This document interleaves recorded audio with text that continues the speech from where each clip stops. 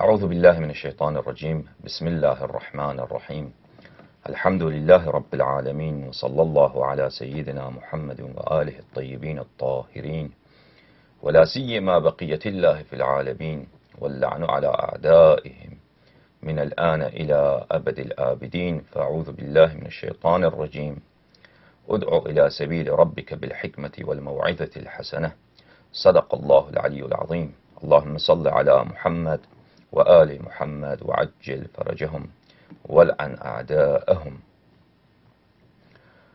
Today is Muharram the 24th, 1438, October the 26th, 2016, and this is my second video message to the Omari scholars all over the globe in English. I hereby call all respected and esteemed Omari scholars to have a series of discussions and debates with me on the questions and topics that are of matters of disagreement between Shia and the Omari congregation. I specifically address Mr. Asrar Rashid as well, as I'm glad to hear that he has accepted to debate with me on the subjects of difference between Shia and the Omari congregation.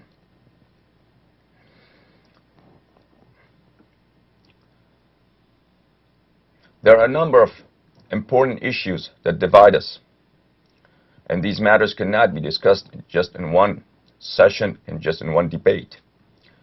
A single session of a debate raises more questions than it answers. Therefore, in order to do justice to the topics of disagreement between us, and to be fair to the audience, and to be informative so they can make reasonable and informed judgment, and they could differentiate between the two schools of thought with knowledge and proofs and hujjah, I suggest and propose and challenge the Omari scholars in general, and Mr. Asrar Rashid in particular, to have a series of debates with me on the following questions, on the following topics. Number one, the legitimacy of the Khilafah of Abu Bakr. We Shia, as you know, do not hold Abu Bakr in high regard and perceive his Khilafah illegitimate. Topic number two, the Imamah of Amir al-Mu'mineen alayhi salatu wassalam, that he is the only and true heir directly after the Nabi sallallahu alayhi wa alihi wasallam. This can be proved by many hadith and the Omari sources and the verses of Quran. Therefore, it's very reasonable to hold a debate or more than one debate on the subject. With respect to Abu Bakr, the Omari congregation believe that the verse of the cave, Ayatul Ghar, proves some excellent attributes and fada'il for Abu Bakr. We differ on this issue. I asked the Omari congregation in general and Mr. Asrar Rashid in particular to debate with me specifically on the verse of Ghar as well, on the Ayatul Ghar, and this would be as an independent debate. We will prove inshaAllah tabaraka wa ta'ala that the verse of Ghar not only indicates any fadilah or excellent attribute for Abu Bakr, it actually proves that he lacks iman. Another important issue that we would like to discuss with the Omari congregation is the personality of Omar and the illegitimacy of his Khilafah and validity of his Imamah, and that his rulership was unjust and un-Islamic, and he did not deserve to be the Caliph after the Nabi and after Abu Bakr. Another issue is the Khilafah of Uthman and the deeds that he committed and the reason why he was killed. He would like to have one or more debates on this issue. Another important issue is the personality of Aisha and the verses in the Holy Quran that have been revealed with respect to Aisha. It's very evident to us that the Omari scholars conceal from the Omari commonality and the common Omari population the verses that have been revealed about Aisha in Surah Al-Tahrim and the meanings of these verses. They claim that the verses in Surah An-Nur indicate that Aisha was a very pious and chaste and clean lady. We would like to discuss the verses in Surah An-Nur. How do they indicate any fadilah, excellent attribute for Aisha, and also the verses in Surah Al-Tahrim and Surah Al-Ahzab, وَأَزْوَاجُهُ أُمُّهَاتُهُمْ. We would like to have debates on this issue, inshaAllah tabaraka wa ta'ala. The Omari congregation allege that the Shia believe that the Quran has been changed, while it's them that have many narrations in Bukhari and Muslim and there are other authentic sources that Abu Bakr and Omar and Aisha and Uthman and Abdullah ibn Mas'ud and other prominent companions of the Nabi sallallahu alayhi wa alihi wasallam time and again alleged that the Quran has been changed. We would like to know the answers from the Omari congregation with respect to these traditions and narrations. It's very interesting that on the one hand they claim an ijma' of their congregation, a consensus of their scholars, that anyone who claims that Quran has been changed is kafir, is an infidel outside the bounds of Islam. On the other hand, it's Omar in Bukhari and Aisha in Muslim. Time and again they claim that Quran has been changed. We would very much welcome the Omari congregation to come forward and answer these questions. And if they have any questions with respect to the Shia faith and our traditions with respect to Quran and whether Quran has been changed or not, I'd be glad to answer any questions they have, inshaAllah tabaraka wa ta'ala. Another topic which is very important that we would like to have discussion and debates with respect to is the question of narration of hadith in the Omari sect versus the Shia faith. We believe and we have plethora of evidence that the hadith chronicled and registered and narrated by the Omari scholars have been narrated and registered in the most unreliable, unscientific, undependable manners. While the Omari congregation claim the title of Ahl Sunnah, the people who follow the Sunnah of the Nabi sallallahu alayhi wa sallam, if anything true is they lack Sunnah. Inshallah tabaraka wa ta'ala, we would like to discuss with you how Bukhari was compiled, how Muslim was compiled, and how these traditions reached the age of chronicling of hadith when Bukhari died in the year 255 after Hijrah. On the other hand, if you have any questions with respect to reliability of Shia books of hadith, Al-Kafi al-Sharif, Tahdhib Istibthar, من لا يحضره الفقيه, بصائر الدرجات, المحاسن للبرقي, and other books of hadith, inshallah tabaraka wa ta'ala, we'll be glad to answer any questions you may have and prove to you that the Shia method of chronicling of hadith and registering hadith is extremely reliable and very dependable and very scholarly, inshallah tabaraka wa ta'ala. If you may have any questions with respect to whether Ayat al-Tathir was revealed with respect to the wives of the Nabi sallallahu alayhi wa sallam or the Ahl al-Bayt salamullahi alayhim, or whether the Azwaj are included in Ayat al-Tathir, we would like to have a debate on this subject with you. If you have any questions with respect to the infallibility of Ahl al-Bayt alayhim as-salam, the 12 Imams and the Nabi sallallahu alayhi wa alihi, a lady Sayyidatu Nisa'il Alameen Fatimatu Zahra salamullahi alayha, if you have any questions with respect to the infallibility and isma if we welcome any debate on that subject. If you have any questions with respect to the longevity of the life of the Imam of the age, Al-Imam Al-Mahdi Al-Muntazar, عجل الله تعالى فرجه الشريف وسلام الله عليه وروحي له الفداء, I'd be very happy to answer your questions. And if there is any other topic that escaped my mind and you would like to bring it up, so as long as it's an essential issue that divides us, I'll be glad to have a debate on that matter with you, inshallah tabaraka wa ta'ala.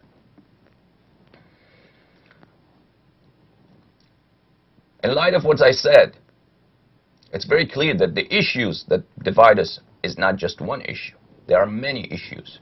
If you want to have informative discussion, we should have discussions on all these subjects, and obviously they cannot be discussed in one session, no matter how long it is. Even if 7 or 8 hours session of a debate, it's not going to be enough time to cover these subjects. Therefore, we will have to have a series of debates, a series of discussions on a weekly basis, bi-weekly basis, or twice a week for the next 6 months, 8 months, 9 months, as long as it takes to cover these topics. And I'm committed to this matter. And I challenge all the Omari scholars in the world, and in particular Mr. Asrar Rashid, to please heed to my challenge and listen to my call and consider my request to have this series of discussions. And I would like to declare here very clearly and explicitly that any condition, any rules for debate you may have, even if they're unfair to me, I submit to them, I accept them, so long as these rules and these conditions do not make the very occurrence of a fair debate impossible. So long as your conditions and your rules do not make my expression of my views and my advancement of my proofs and hujjaj and evidence impossible, your rules and your conditions, I accept them, inshallah tabaraka wa ta'ala. If you ask for a neutral TV station, so be it. Inshallah tabaraka wa ta'ala, you're welcome to contact any Omari TV station, any Salafi TV station, any anti-Shia TV station. If there are 20 TV stations who would like to broadcast these debates, I'd be very happy and I'd welcome them. If you would like to stream the video feed from this debate live on 50 different websites, be my guest. If you're afraid that I would lower your volume or cut you off, then I declare honestly and give you my word now that if I ever do so, you can declare victory and triumph and consider that a submission from my side to your point of view. I will inshallah tabaraka wa ta'ala adhere and comply to the rules of debate and to the conditions and the stipulations that you will inshallah tabaraka wa ta'ala propose with respect to these debates. With respect to the question of being face to face, obviously debates have to be done face to face. Otherwise they're not debates and discussions. They have to be face to face. And you have to see my face, and I have to see your face, and you have to hear my voice, and I have to hear your voice. And inshallah tabaraka wa ta'ala, that's very much doable through video links. The reason I cannot travel overseas are plenty.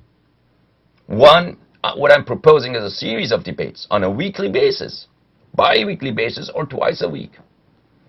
I'm not going to burden you to ask you to hold debates more frequently than it's possible for you, but even if you want to hold debates twice a week, I'm ready to accept that challenge. Being so, it would be impossible for either one of us to travel on a weekly basis or bi-weekly basis or even on monthly basis. That's simply not practical, at least for me. That's one issue. The other issue is that books. I'll be presenting books. I'll be showing you books, Bukhari, Muslim. I'll be any evidence that I'll bring. And to debate I'll be showing you and presenting it to you. And I would be reading the hadith word by word and translating in the most accurate manner. And I need hundreds of books for my debates. It's simply out of question. And I do not know which question you will bring up during the debate, which book I would need to have with me. Therefore, it's out of question for me to transport hundreds of volumes of books to a foreign country for a debate, or even for a series of debates. It's impossible. I simply cannot do that. And the other issue is my obligation to my family and to my TV stations, that I cannot be absent from them, and I have to be present. Therefore, traveling overseas is out of question. Nonetheless, it does not mean that this will make the debate unfair, unjust, or impossible. We do not live in the 19th century British India. We live in the 21st century. It's very easy. I'm addressing you now via video link. You hear my voice. I can show you Bukhari. I can show you that this Bukhari was printed in Dar Ihya Turath al-Arabi, published in the year 1422 in Beirut, Lebanon. And if I decide to, for instance, recite this hadith to you, I would tell you, this is verse, page number 126, Kitab al-Adhan, hadith number 603, on the authority of Imran ibn Maysarah, Haddathana Abdul Warith, on the authority of Abdul Warith, and so forth.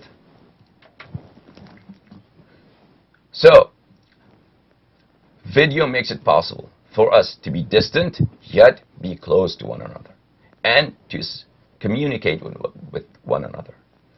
And it is done on a daily basis. You see talk shows, a host maybe in New York, he's interviewing someone in Tokyo or London, or vice versa. You see heads of state, they address their audience via video link from faraway destinations. Likewise, heads of state, businessmen, they have daily meetings via video links. And this is a common practice.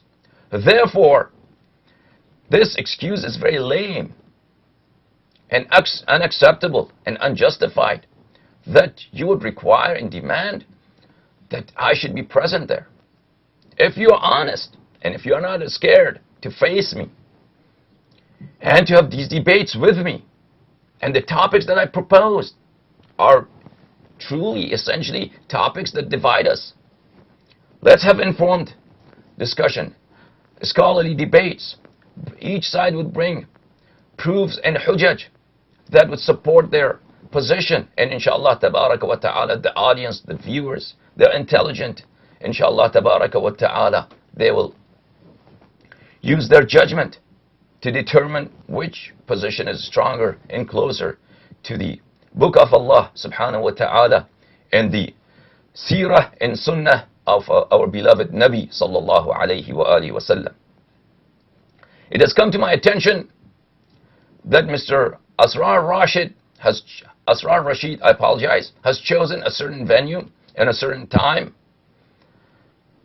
to debate the Shia in the UK.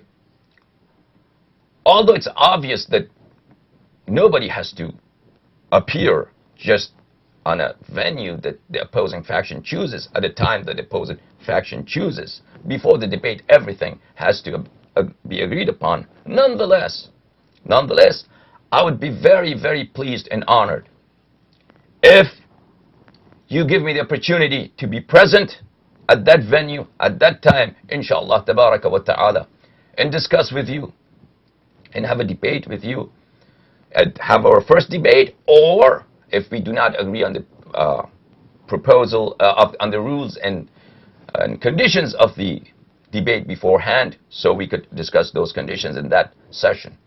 My presence there would be through video link.